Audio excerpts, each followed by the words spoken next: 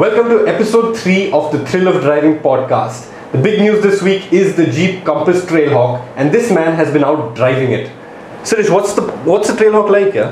Very good. Now, I drove the Compass, the regular Compass, when it was launched 2 years ago in Goa. They did it around the same time in the monsoons. The track was really slippery, really slushy, and what the Compass could do was astonishing. Now, this is a regular soft roader, but it can do some serious off-roading. The Jeep badge is not there just for show. And now with the Trailhawk, it's got the low ratio gearbox, it's got rock mode on the select terrain system, and it can do more off-roading. We drove it at 19 degrees north. They've got a new track that they've figured out. The Jeep guys have done that, and they've also mapped it on the navigation. So when you buy the Trailhawk, you can go and find that trail, and you can use the navigation to go drive on the trail. That's and cool, yeah, and apparently that is a new track which the guys haven't been using. So it's a fresh track made for the Trailhawk. The Trailhawk can go through it, and it is serious. It's not like a laloo track. Okay, yeah.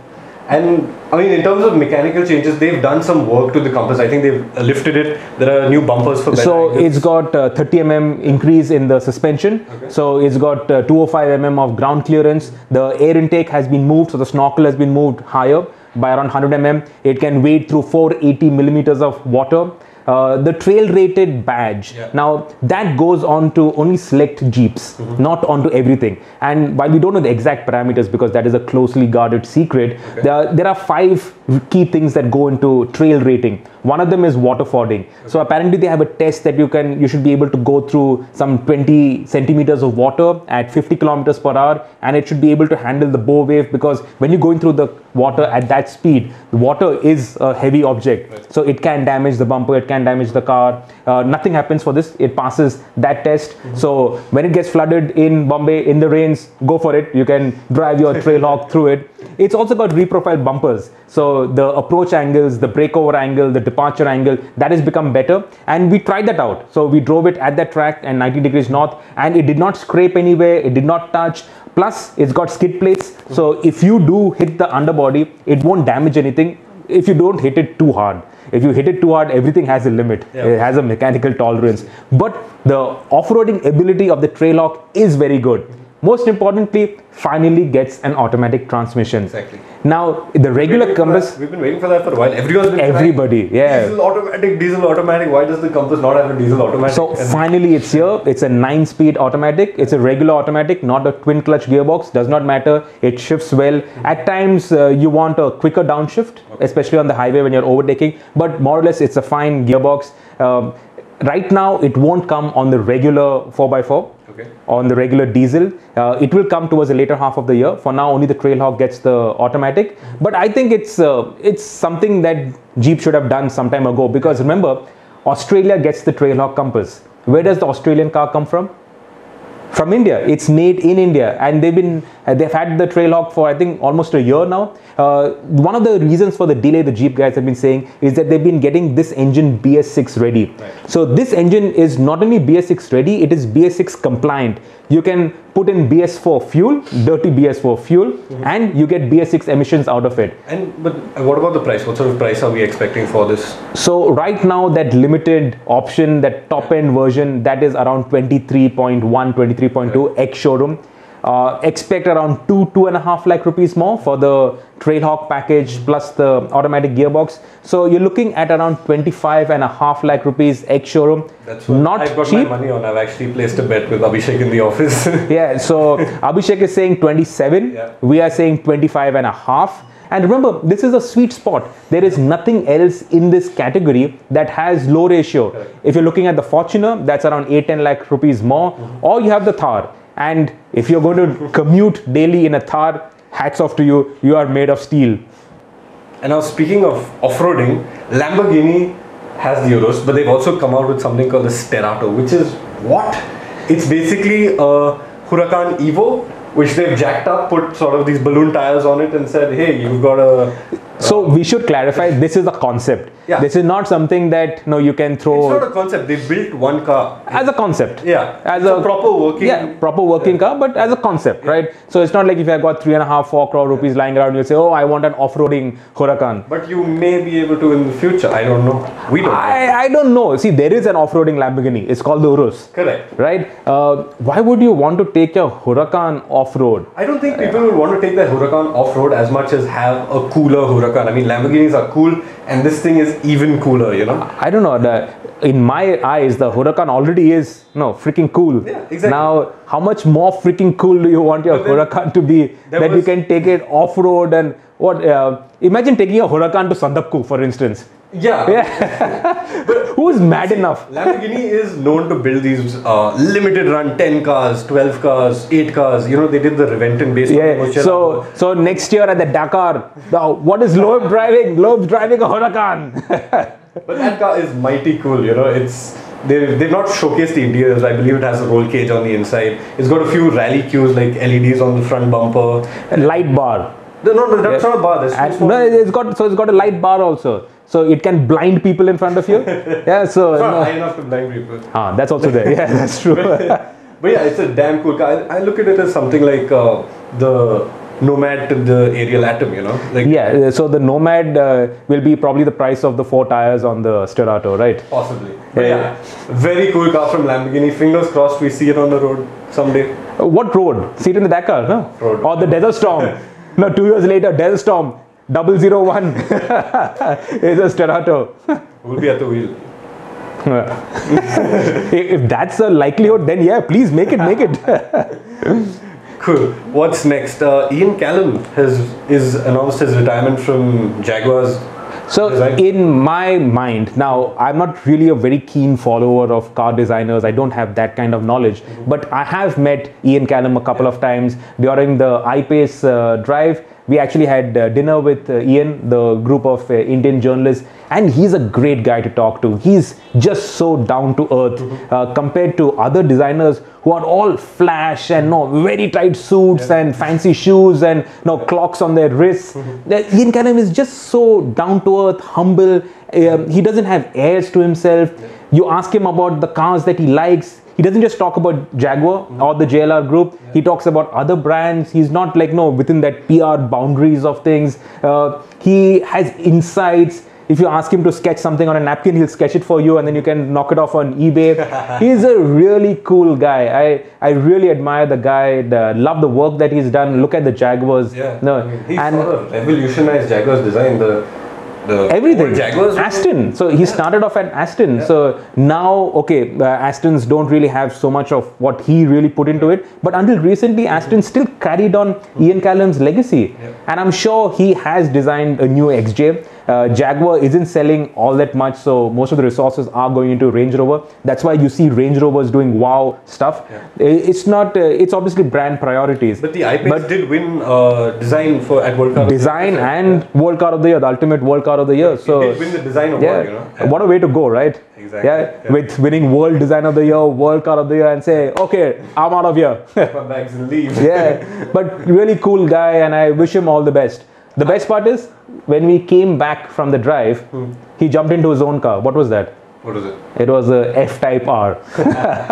He's a soft bag. That's enough boot space for me. I think this one time I was in school back then. I think it was 2010, and I was probably reading one of these magazines. That time, magazine posters were a thing, and he had showcased the CX-75 concept.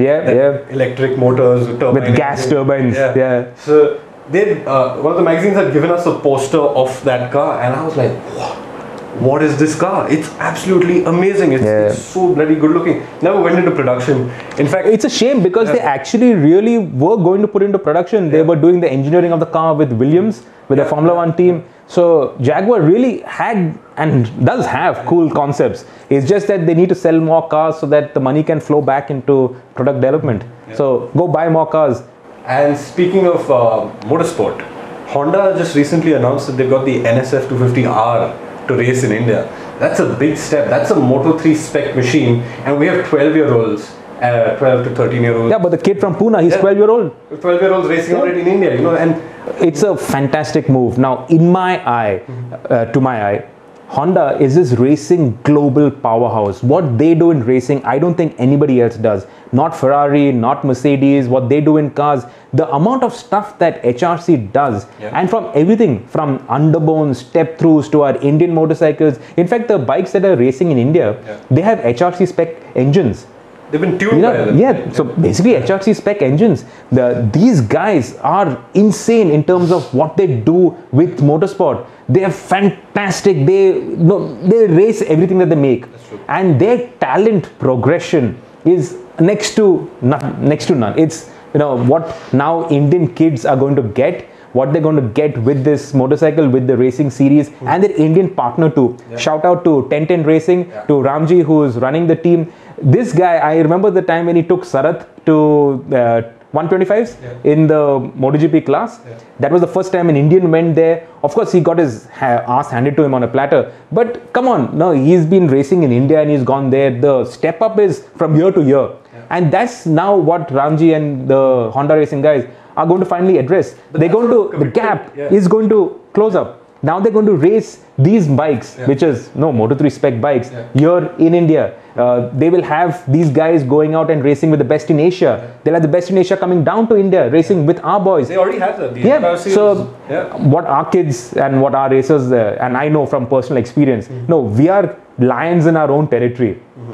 We think we are driving a car or riding the bike to the fastest possible it can do. And then somebody comes from abroad and then whoops our ass and we say, oh shit. In home territory. Yeah. I remember when we did a rally in Nasik, and I'm not too bad on tarmac. I won a lot of rallies on tarmac. And then Karam came, same car, same tires. It was pissing down with rain and we were like, oh, car's turning around, car not turning, it's sliding off, we'll kill ourselves.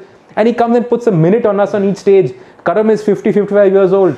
And that's when we realized that shit, the car's got damn good potential. It's the same with bikes. But Honda Racing, really good on you. And I hope in the next 3, 4, 5, 10 years, we finally find an Indian who can do us proud in MotoGP.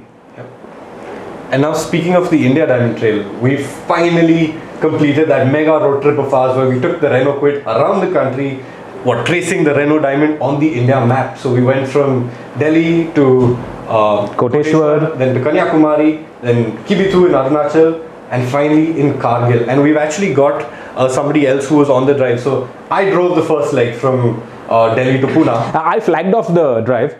Good job. I drove the first leg from Delhi to Pune, and then I sort of passed on the baton to the other colleagues over here. We've got one of them here with us. Yeah, Subrat, so come join us. Actually, here, take this, take my hot seat. Thank you, Sirish. So he did the first leg. Yep. Okay, my overall impression of the drive is that the Kwid is a tough little cookie. It is. It really is. So you did nonsense in the run of cuts, trying to put the car sideways. I don't know why anybody does such things, but no, Team Evo India. So you did that.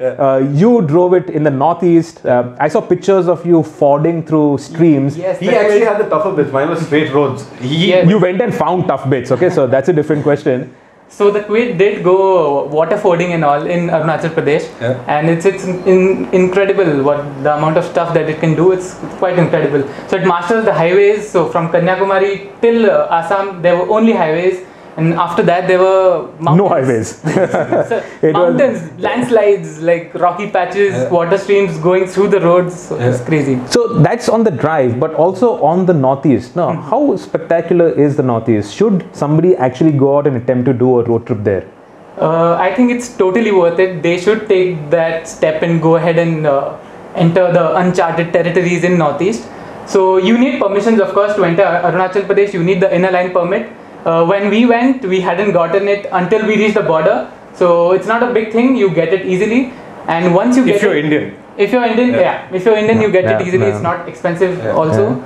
And once we enter, it's just amazing. The point where we reached, we could see the mountains in China. We could see the checkpost of China from Kibithu. And plus, it's very cheap because there are no hotels. You have to look at what the government rest house is. So we were staying in an inspection bungalow. And so you can't blow money over there. So I had the luxurious part of the trip. Yeah, actually you did. So over there, you just look at the nature, you look at beauty, you look at how spectacular the country is. Correct. And then from there, the the Kwid went up to Kargil, and we got these pictures against snow-capped mountains. No, it's phenomenal. The next issue of the magazine will have that story. We're going to put out videos on YouTube soon. Yeah. But I think well done, guys, and well done to the Kwid for taking such a solid beating. Yep, that's it from us at the Thriller Driving Podcast, episode 3. Stay tuned next week. What are we doing next week? I don't think I'll be here next week. So next week I'm going to Seoul with Hyundai to go and drive the hydrogen fuel cell vehicle. Wow. And then I'm going to the States to drive the GLS. I mean, it's just not fair, I mean. Yeah, somebody has to do the work, no? These editors. One day, Atesh, one day. Subrat, one day for you also. So anyway, thanks guys for watching, and we'll see you next week. You'll see these two next week.